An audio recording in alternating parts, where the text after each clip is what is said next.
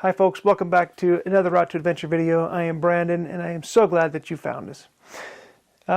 Things have been busy around here. I've been posting on social media about our build on Ohana the Bronco and how that's been going, and we did just get it finished up literally moments before we left to go on a quick shakedown run here very recently. So we've been really busy shooting some things and just putting this Bronco together, all here in my own garage. And yeah, we've been having a lot of fun with that. However, I decided we wanted to share on this little quick trip video with you guys. It's something that I've been holding on to since March of last year, actually. As we were on our way to Kanab, we stopped at this location. But I kind of wanted to make it part of a series that I want to put together. That we probably won't get to it this year, so I'm going to go ahead and show you this just as a quick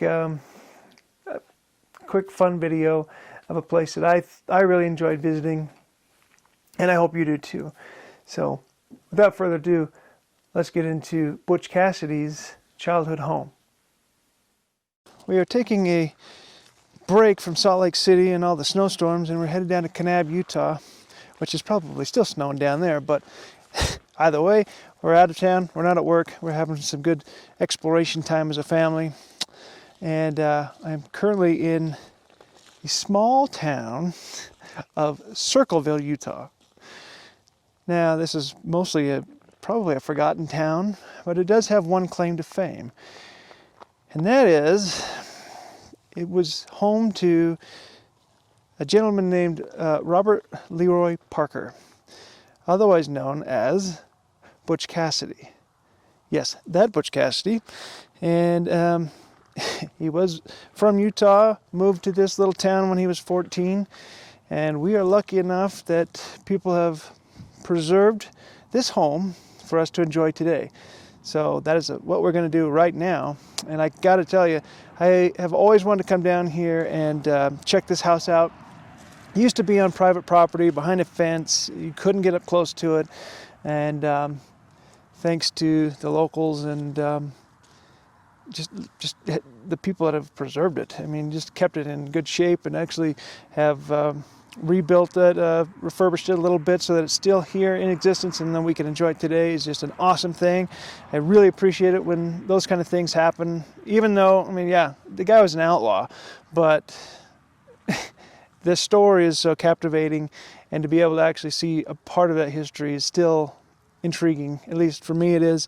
And you know, there's a lot of stories about whether or not he actually died in Argentina or not, but who knows.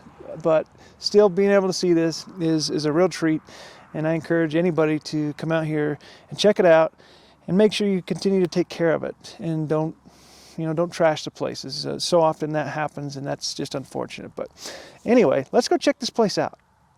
Okay, so like I said, we're going to do a series on this. I want to chase him through Utah up and into Wyoming. But here's what you need to know about Butch Cassidy as we talk about his house here.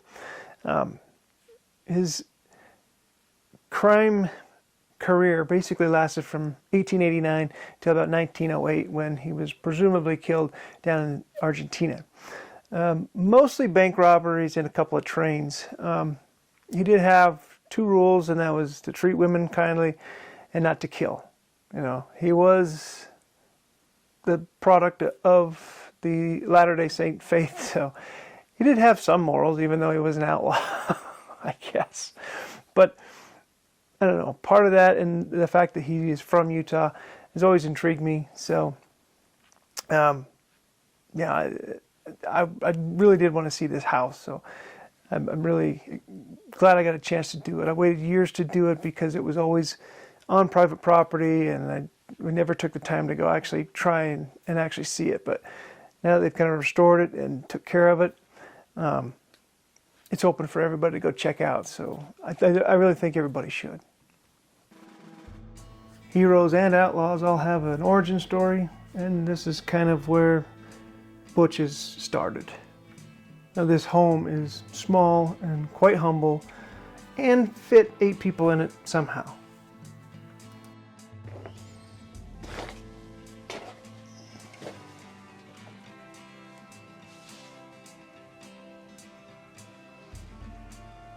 don't know, but I highly doubt any of this furniture is original.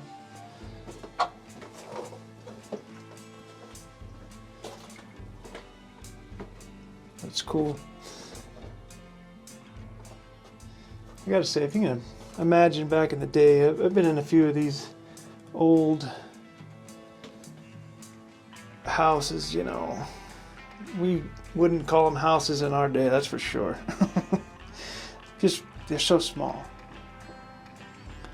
They would probably be embarrassed by how much we indulge in stuff.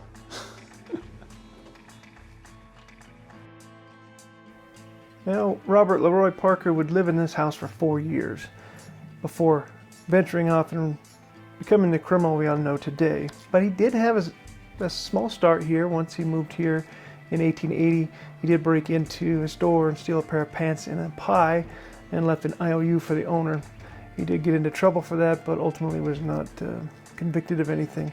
That would come later. Buildings like these can be found all throughout Utah and the West, and it's a reminder of a much simpler, harder time to live than what we have now. They do have plenty of signage with a ton of information if you want to learn a little bit more about Butch Cassidy and where he came from. So it's quite interesting, and they're adding more and more all the time from what I understand. They've even got some picnic tables here in case maybe you've got a lunch and you're passing through on a long drive. Take some time, got some restrooms, and enjoy the sight. Another interesting thing about this particular location, right behind me, is actually part of the Paiute ATV trail. So the Paiute ATV trail is like 2,000 miles worth of trails all over throughout central Utah. And it just happens to literally go right through this parking lot, right past Butch Cassidy's house. But it's just a connector to all the other trails that are in the surrounding mountains. So if you're on these trails, you can still come over here and hang out even in your UTV. Now, if you want to see this home, it's about 3 hours south of Salt Lake City and about 2 hours from St. George. If you're going from Salt Lake, you're going to be on Highway 89 in Circleville. It's just on the outskirts of Circleville, and there's plenty of signage for you to see. They do have a restroom there, as you saw in the video. So, a little Western history here in Utah if you're passing through, or if that history is something you want to look at, you want to go see this house. So please check it out, and also check out our social media pages, and don't forget to like and subscribe to the videos. We're having a lot of fun making them. We're starting to get into shorts, and we've got one taken off right now, so I don't know how well that's going to work out, but we're having fun doing those too. But anyway, until we meet again, please have a safe and adventurous week.